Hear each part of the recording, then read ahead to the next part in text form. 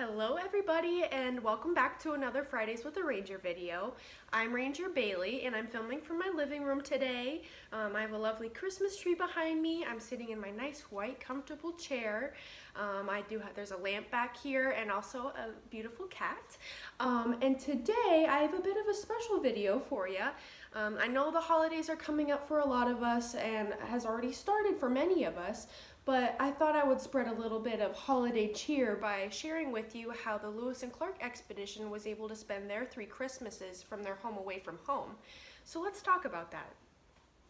So as many of you might know, the Lewis and Clark took many months and even years to complete. They were trekking through unmapped territory which was newly purchased by the United States in the Louisiana Purchase.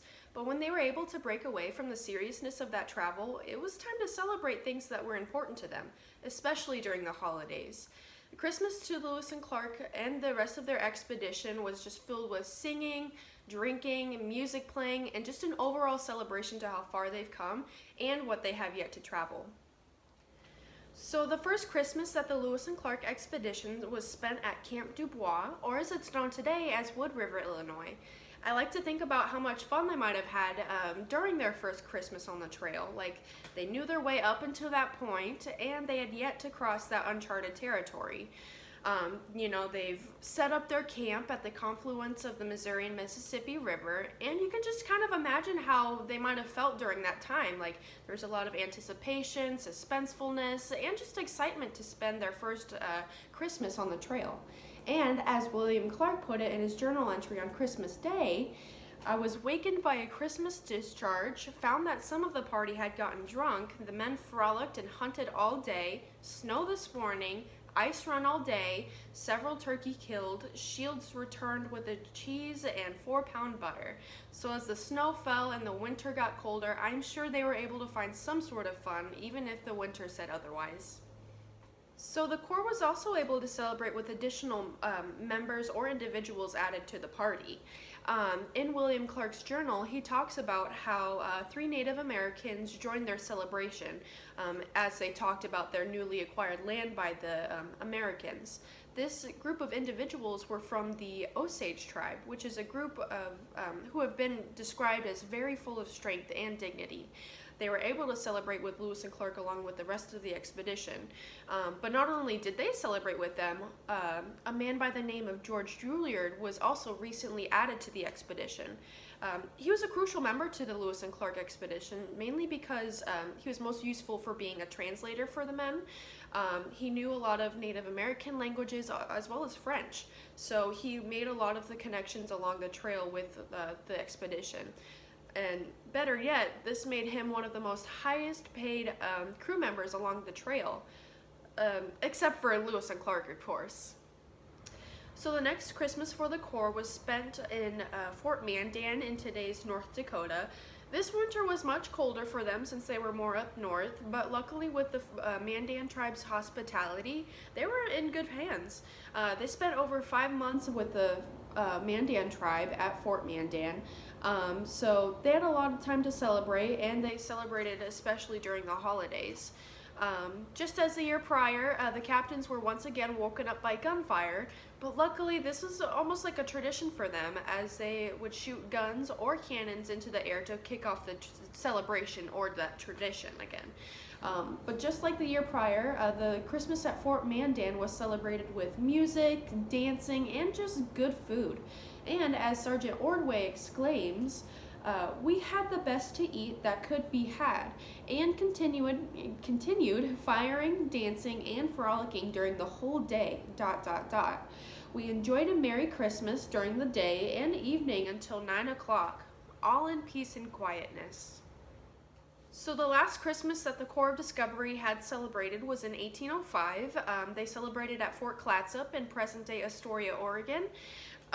This Christmas probably wasn't what they had expected. You might think, listening in on these previous stories of their previous Christmases, that they would celebrate their very last, or hopefully very last, Christmas as a huge celebration with neighboring tribes, but it was quite the opposite. After their long journey to the Pacific Northwest, the Corps of Discovery really didn't have much to their name. They were able to take what was left of their supply, their small amount of supply, to trade smaller trinkets with the local tribes. As for food, they really didn't have much, so their big Christmas feast fell very short when the meat that they had left, which mainly consisted of lean elk meat as well as fish, had spoiled. And they didn't have any spirits left, so they ended up having a very sober but very traditional Christmas evening with the exchange of gifts, because that was very important to the Corps.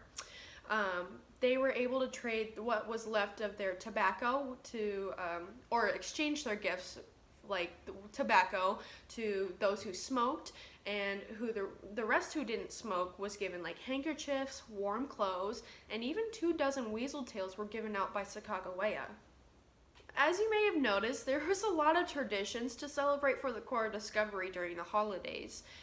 Those 3 years, they had a lot of traditions or traditional similarities, like a lot of spirit, music, and fun. So let me talk a little bit more in depth about how they celebrated their Christmases.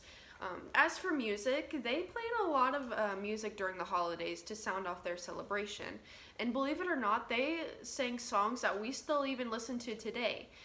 Prominent in the early 1800s, they might have played songs like God Rest Ye Merry Gentlemen, O Come All Ye Faithful, and Away in a Manger. As they sang their songs of Christmas, they also played instruments like the fiddle, the tambourine, and the sounding horn, which I've talked about previously in other videos.